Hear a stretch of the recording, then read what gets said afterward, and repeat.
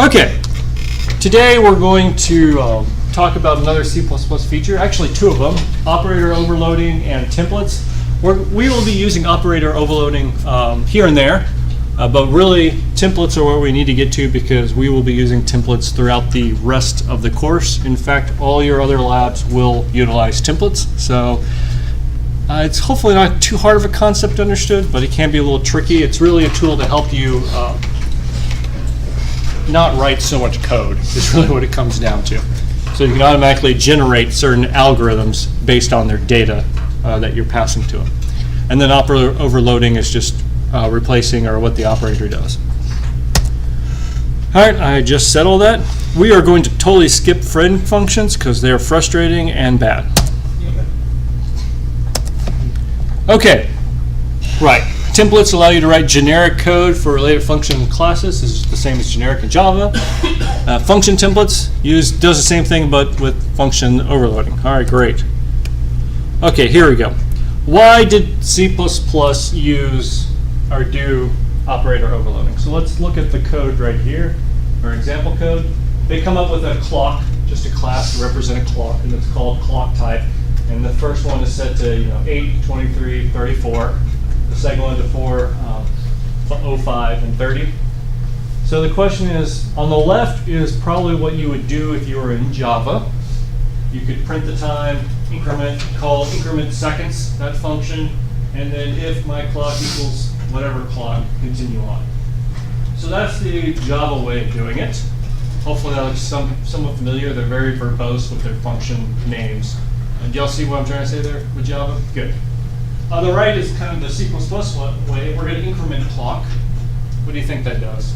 Change the time. Okay, change the time. Nice. How do you think it changes the time?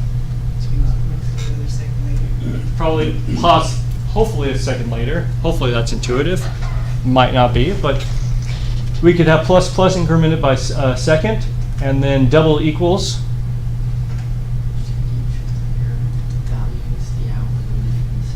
Okay, so we can check if they're equal. All right, which of these two do you prefer? The left. Yeah, anyone prefer the right? Okay, see, you're all paying attention to me. Okay, no. The author is going to say the right is better. I say the author's an idiot. And that the left is better. Okay. The reason for that is, if you're over here, do you remember when you used strings and you did string equals in Java? If you did double equal on a string, what were you actually comparing? The memory address. What did you actually have to do to check if two strings contain the same characters? Yeah, dot equals. Do y'all remember that? That's why I think the right is terrible, because they just overloaded this to actually behave like comparing what's inside of it, as opposed to maybe comparing what the pointer is. So the operator overloading a lot of times gets confusing, although there are a couple of times, and I'll show them coming up, where I think the operator overloading makes a lot of sense. All right, assignment are built in. Other operators can be applied directly to classes. Okay, operator overloading, you can't overload operators for your primitives, for example, integer and integer or double and double, but you can overload all operators that are part of a class. So if you want to add an integer to a class, you could do it that way. Yeah, most of the operators can be overloaded. You can't create any new operators. They have to already exist. And the operator function is what you use to overload the operator. All right, we need to get to example code. Okay, there's the class definition. All right, let's go and do some fun class code real quick. All right, guys, give me an idea for a class. Data structures. Oh, man. It's a little too broad. Maybe a little more specific. Oh, too much. What? Let's do compare. Let's do operator overloading. That's more of a virtual functor type class. You know. Zoo. What? Zoo. Zoo. A zoo. All right. Let's do zoo.cpp. All right. We'll go ahead and include IOStream. We'll make a class, call it zoo. Yay. 2, 3, 4. Create public. Hold on, let me fix it. Always a great class. Int main, int argc, char star argv. All right, this is going to demonstrate why operator overloading doesn't make any sense. But that's okay. Now it's going to be great. All right, so let's see. Maybe we should make a, what should we do here? You probably have a list of classes, or a list of animals, right? We'll make it an integer array just for the sake of argument. Int m animals sub 100. Our zoo can only have 100. Just, I'm trying to make the code easy for us. Budget cuts. Budget cuts. Budget cuts. Yeah, major public budget cuts. I mean, Yeah. think about it. Zoos don't really have these things. Well, if you put in every bird that was in that thing, man, that's a lot of birds. And I also went to a zoo and they have chickens. I'm like, guys, those are my backyard. I don't need to go to a zoo for chickens. That's why I like seeing lizards and stuff in the zoo. Like, man, it's amazing. Look at that. All right, number of animals. Okay. I don't know why I made that public, but I sure did. Let's make those private. Okay. Nobody gets to see our animals. Nope. Nobody gets to see them. Well,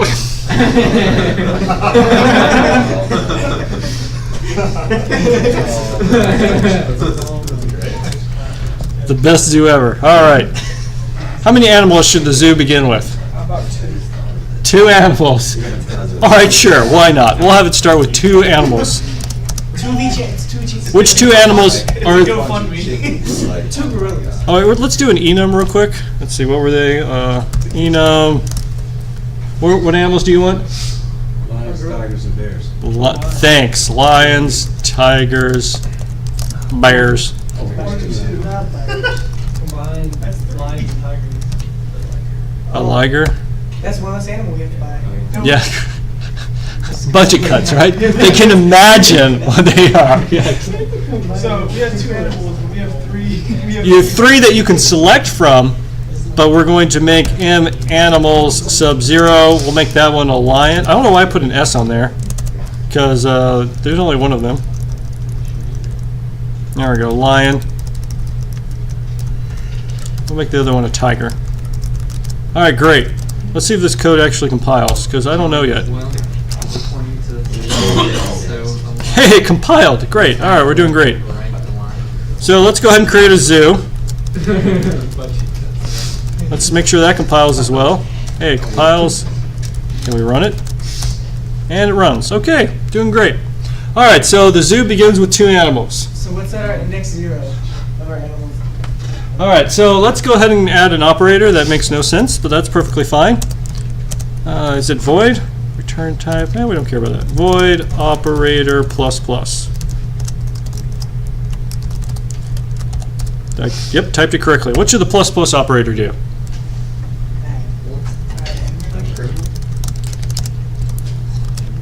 We are going to add another tiger? Okay, sure, why not?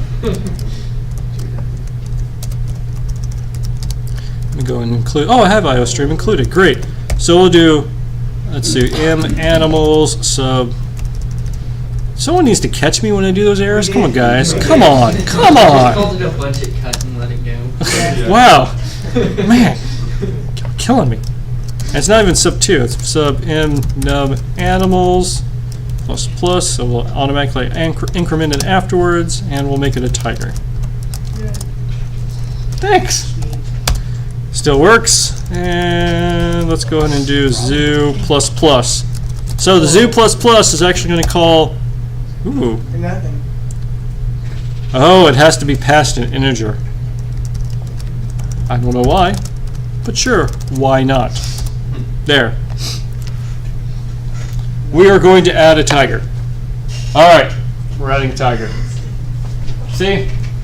See how I called the plus plus operator? Does that make sense to zoo? Maybe? No. Probably not. All right. Let's do something that makes a little more sense. Sometimes we could do, let's see, int, we'll do operator int position, return, see m animals sub pose. Let's see if that, oops. And then we'll go standard C out the animal in position. Good morning. 2, no, just 1 is, we'll do zoo sub 1. Actually, 2. All right, let's see if I compiled that correctly. I did. The animal, I don't know why I put an S in there, but I sure did. Let's try that again. So the animal in position 1 is 1. Well, remember enums, y'all did enums in procedural, right? Yeah, so enums are really just integer. So lion is 0, tiger is 1, bear is 2. All right, but notice I went ahead and called the subscript on zoo for 1. I overloaded that function up there with the operator overloading function so I could use it down here. Now, does that make some, this one kind of makes some sense, right? Yeah, so you could actually go through and get them. Now, is there a problem with my subscript function? What's my problem? Well, it kind of makes it hard to use that when you're trying to make an array further on, at least from my understanding. I think this is very intuitive for an array, but y'all are, I think you're thinking too broad, which is good to think high level, but think very specifically. What specifically is wrong with that function, period? Like, let's say we wanted to grab the animal at that position. It has to make sure the position is less than the size. Valid, right. So it doesn't validate it, because I could do this. Let's go. Right? Segmentation fault. Nice. Yeah. So remember, you need to validate it. If position is less than 0 or position, what's the greater than or equal to 25. Number of animals plus 1. Number of animals. Oh, I'm sorry. So exit if pose is not valid. Sorry, you may have done it differently in procedural, that's fine. So exit if pose is not valid. So if it's less than 0, it's not valid. And then it's greater than or equal to, what would be the other end? So if it's negative, of course that makes no sense. Yeah, and non-animals, there we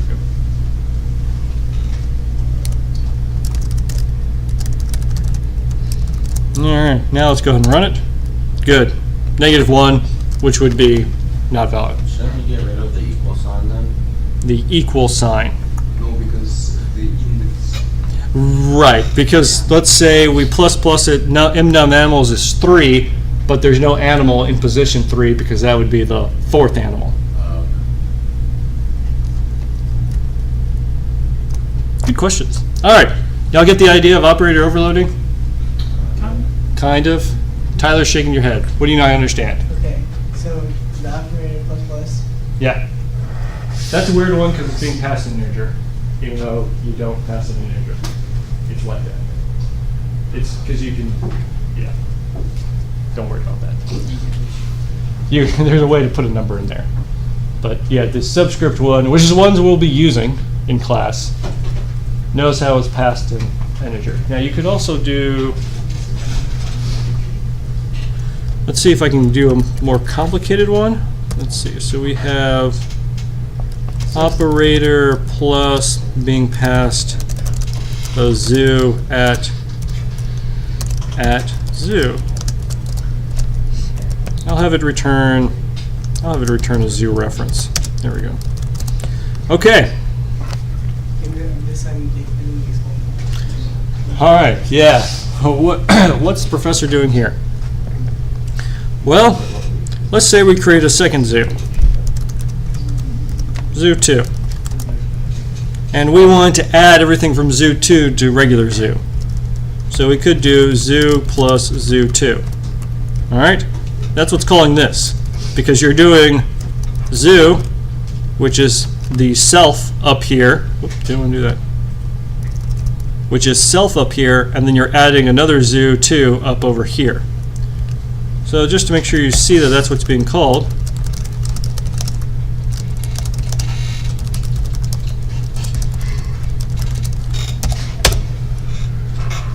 I'm in operator plus, right there. So that is the function that's being called.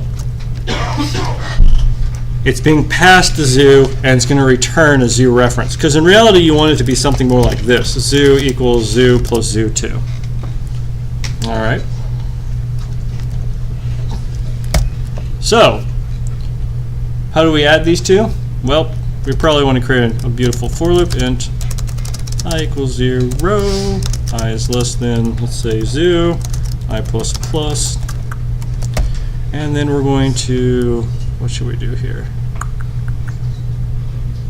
Do we not have it? We don't have it. It can't Okay. be less than, how do you be less than 0? Oh yeah, good point.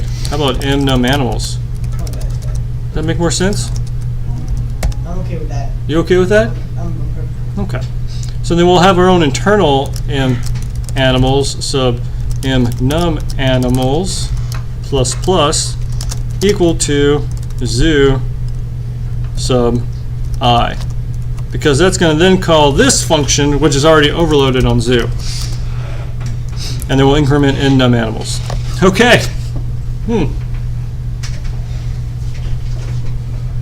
So by doing, okay, How is that? If the zoo which you're adding to already has animals at that index, are they just going to be overridden? So notice I'm taking it zoo from the one that's being passed in. Actually, you know what? Let's test this to make sure it works. How about that? Just so you can see what's going on. I'm going to make a beautiful print function. By the way, this is always a function you should create at all times to print out your objects. It's going to make your life a lot easier. You can use the debugger as well, but it depends on what's happening. So for int I equals 0, I is less than num animals, I plus plus, I'll go cout, we'll say animals sub plus I equals, and then sub I, this is why C++ is so cumbersome. That's fine. All right, and a lot of times it's actually pretty good idea to do this as well.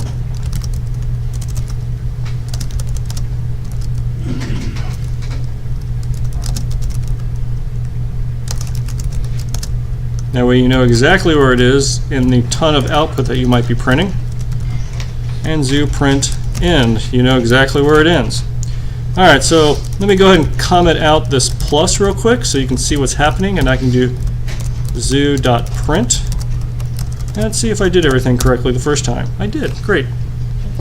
So zoo print begin, we have, looks like a lion, a tiger, and a tiger. All right, yes? So does the print, is there a two-string function? Because I know in Java there was always a two-string function. You which can was always, used yeah, without- so you see how without calling any function. you see how in C++ to use the cout we're using this operator, you can always overload that operator to produce a string. So you can overload that operator up here. That function is not implemented by default in C++. Java always gave you a default implementation. C++ does not. You can overload that operator so that you could print a zoo if you really wanted to.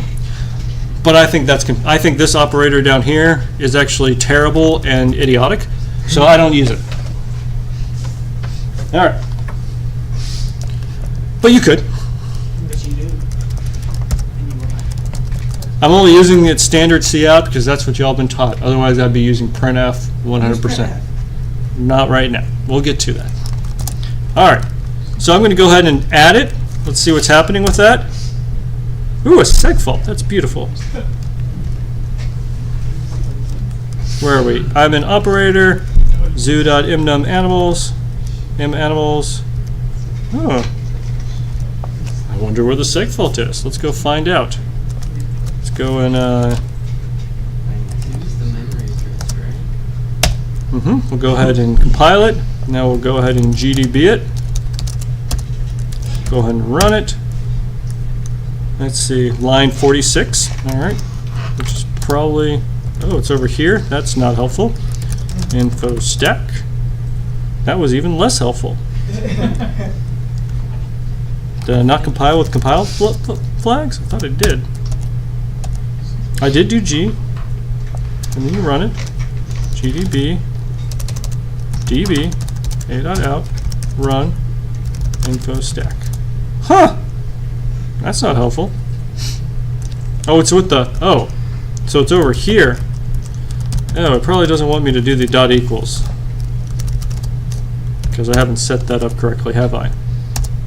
Yep. Haven't set that up correctly. And no one caught this, because I didn't return myself. What is that returning? What is that returning? Okay. That's a great question. What is this? This Pointer. object. It's a pointer to yourself. In Java, you probably just learned it as it's yourself. Yeah. But in reality, it's a pointer to yourself. But if it's a pointer, then why are you adding the star? Well, it's a pointer, so what am I returning? A reference to an object. But to get to the reference, I have to dereference myself. Right, dereference the pointer, so then I finally have it. So, And now, even though I'm only doing that, now I can do this. All right. And then notice that I went ahead and added those two animals. Yes? What is overloading the operator? I don't understand like what exactly it is. So overloading the operator means giving plus a different meaning. Because you try and do zoo plus zoo2, it has no default meaning. So you're overloading what the meaning is of your language with this operator. It's kind of confusing because it probably is better said it's operator definition, because you're defining what the operator is. You may not actually be overloading. The idea is you're overloading a default operation in some languages, but not in this one. So where are you saying what the plus does? Up there in our class, I say operator plus. If you have this plus another zoo object, this is the function you call, and I am returning a zoo reference. so this points to a zoo reference. This is myself because I'm currently an object. So I'm pointing to, this points to myself, and then I dereference it and return a reference to myself. All right. Any other confusions? Yes? But if you need to return a reference, then why do you dereference? Why don't My I? understanding, when you dereference, you get the object itself. Mm-hmm. Instead of a copy. But So- then, Go ahead. Sorry. but then you don't return the object itself, you return the reference to it. I am return. Well, yeah, it's a reference to itself. So if I didn't put the reference there, I would return a copy. If I did that, I return a copy, which C++ would try and make a copy of the object and then return that copy, which is extra work. We don't need to do that. We just return myself. Do you all remember pass by reference and pass by value? Yes. And C, yeah, procedural. It's the same thing. I guess you didn't do return by reference or return by value?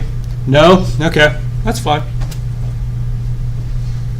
It's actually superfluous in this example because the operator plus is going ahead and manipulating the self object.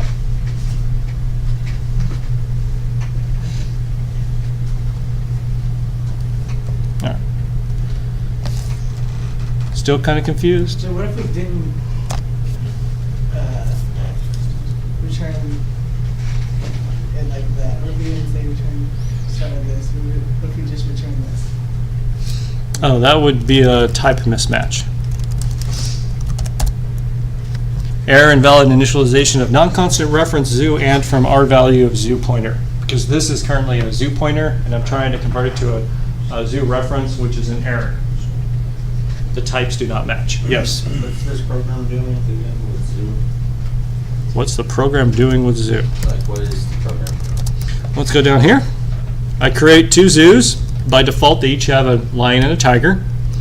I increment the first zoo, which adds a tiger. Is that correct? Adds a tiger.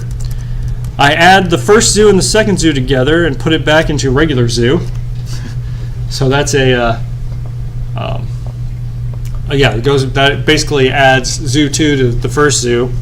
I print out the animal position of the first zoo, and then I try and print out the animal position of whatever that number is, which is an error, and then I tell the first zoo to print. That's what the program's doing. So zoo is a array or Zoo is an object. object. It contains an array. So how does just doing zoo plus plus, like, how does it know what to change? Because when you do zoo plus plus, I've gone ahead and overloaded the operator The right up operator here. Plus plus. Yeah, that's the operator overloading. Okay. Yeah. Any others? All right, let's jump back to the slides. This is the heading, but y'all are probably used to that now that we've actually defined it. You do not change precedence or associativity. In other words, multiplication still takes precedence over addition. Default parameters cannot be used. We haven't talked about that, so don't even worry about it. Can't change the number of parameters. You can't, add is still going to take 2 parameters, or in this case, just 1. Can't create new ones, and you can't overload those operations because those have very special meanings inside C++. And you can only overload it for classes you've defined. All right, we talked about this. We talked about it, and y'all did it from Java. It's very similar, except for now, remember, it's an explicit pointer. Okay, we're not talking about friends, because friends are bad. Yes. Terrible. Okay, you can overload the parentheses and the solid brackets, the arrows, and the equals, which we did the brackets beforehand. So that's great. We've already done a good example of that. Let's see if they give me an example code in the slides. Looks like the answer is no. We couldn't overload the pound, or do you all call it hashtag now? Oh, yeah. I still say that. You say pound? Good. Like, if I'm coding, I'm gonna call it that. Call it pound. So operator pound, some class name, and then I guess it returns it. I call it operator. What would pound do? Again, you're overloading an operator, so it's whatever you think pound should do. That's what's kind of confusing about operator overloading, is you're redefining what symbols mean. So you can basically just write That's how you do it with an friends. entire thing of just You could make a matrix object and then overload plus to do division or something. You overload the pointer, Overload. little pointer star. Did you overload that? Asterisk. Oh, asterisk in front? Ooh, I haven't tried. Let's find out. new things.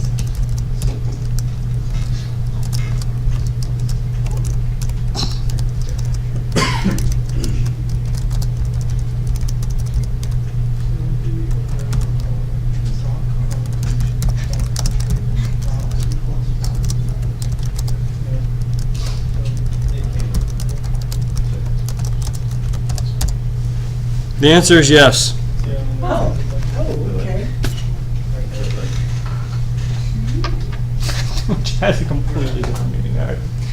Yep. Everyone great with that now? That's Yeah. a good idea. Definitely a terrible idea. Don't ever do this. Yes. If you overload a operator in a function that you declared, can you only use that operator that you define in that function? Like, if I set plus to equal minus in a function, will that be only true while it's being used in that function? As soon as it leaves the function, it goes back to being plus?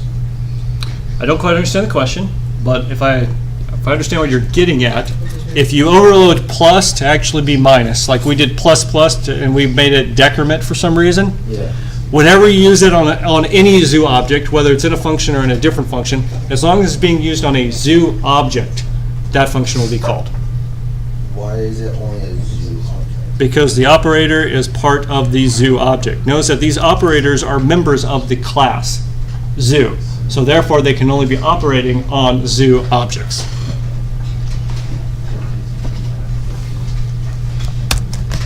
Okay. You can also use the extraction, insertion, and extraction, so you can automatically print it. I hope they give you an example of this. Hey, look, they do. Because you can. This is why you would use friends, I guess, to make it print out for you. Thanks, friend. Really don't like doing it this way. Please make a print function. But if you really wanted to work out with cout, you could do it this way. Hey, look, instructors as well, in case you wanted to do input. Great. And you can also overload assignment to redeclare how it's done.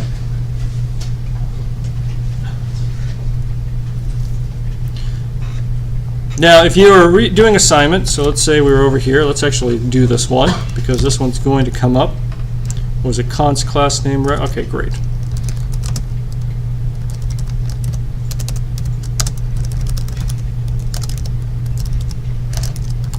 Oops. Make sure that's what they did. Great.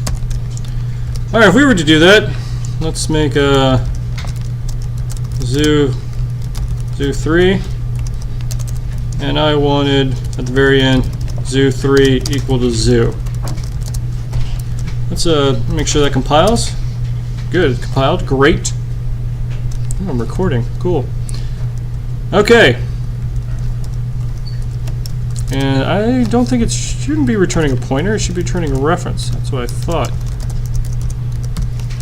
Let's double check that still compiles. Great. Okay. So I want one zoo, the zoo being returned, to be equal to the other zoo. Right. Great. Okay. So how do I set myself to the other zoo? Well, we'll just go num animals equals zoo dot num animals. There we go. For int I equals 0, I says num animals I plus plus. What we got? M animals sub I equals zoo dot. Great. Return star this. So if that was done correctly, hopefully it gets the number of animals, copies them all over. We'll go down to the end and do zoo3.print. And if that happened correctly, it should print it out twice. Hey, look, it did. All right, but there is one error in this piece of code, in the equals. Might be a little confusing. Yes. I just want to say that in this case, if the zoo that you're assigning another zoo to had more animals than the zoo that you're assigning to it, then the animals aren't going to be deleted. So Right, they're not deleted in the array, that's correct. But does that matter? Because we're constricting the array to only go up to n animals. well, yeah. I mean, we could zero them out if you want to, but I'm saying that's not necessary in this case. Yeah, I guess depending on how the code works. Yeah, exactly. But yeah, good observation, yes. So here are your overloading the operator tools. So does it, since it uses equals inside of it, it doesn't call itself? There is no situation where it's calling itself. This equals right here is the equals between two integers, as well as this equals is actually the assignment between two integers. Notice that when you do an operator, C++ is going to look at the type, and then based on the type, try to determine which function you are calling. Okay, so if that was a object that you're calling, Then it would try and call that object. Yeah. Yeah, it would try and call itself. Okay. Yeah, so a bad thing to do would be this. That's good stuff. Segfault, yeah, it blew the stack. It just kept calling itself. I was like, this is gonna be Going all the way. Infinite recursion. Okay. All right, but there's still one error here. It's kind of an odd one. It's important to think about. Let me see. In this situation, it actually isn't going to cause that many problems. So this one's actually okay. But in general, when you do an operator equals, if this equals zoo, wait, hold on. That's not how we want to do it. Yeah, you actually want to do it this way. If this equals the, what does that mean? It's what? Yeah. If we are setting ourselves equal to ourself. Right? Yeah, if we're doing that, let me go setting ourself, make that not plural. We are setting ourself equal to ourself. Thank you. Equal to ourself. Yeah, that we don't need to do any work. In this situation, I don't think it's going to cause an error, but in a lot of classes, if you try and set yourself equal to yourself, there's going to be a lot of problems in your code later on. So it's usually a good check at the beginning to make sure it's actually two separate objects. When do you want to assign yourself to yourself? You don't. But, but I mean, remember, people who use computers are going to find weird ways to use it. People who use your code are going to do really stupid things. All right, so you need a safeguard against other programmers, because now other programmers are users to your code. Yes? Shouldn't you like have it print out, can't set itself to self? No, because if you set yourself to self, we're done, right? We don't have to do anything. Because I'm already set equal to myself, and that makes sense, so we'll just return that we're done.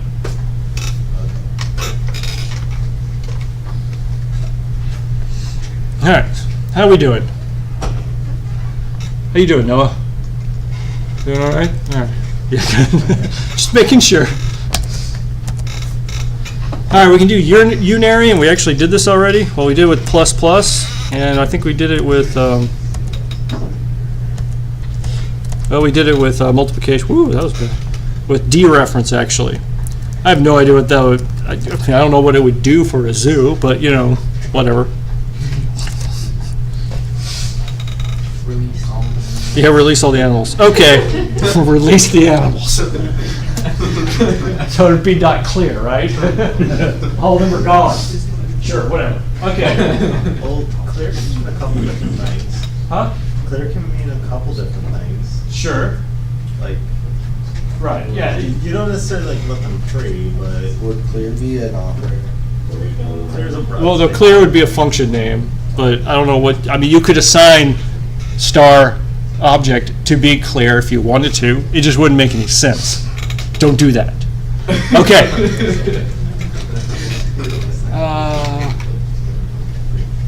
Yeah, so, okay, you already read this. Operators overload for a class. When you use the opt type rectangle, the body of the function, that overloads the opt. Right, aka this is how operators work. Okay, subscript. Hey, we did this as well.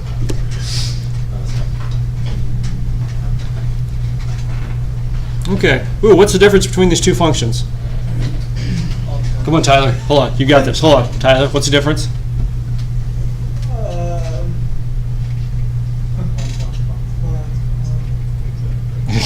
Say it.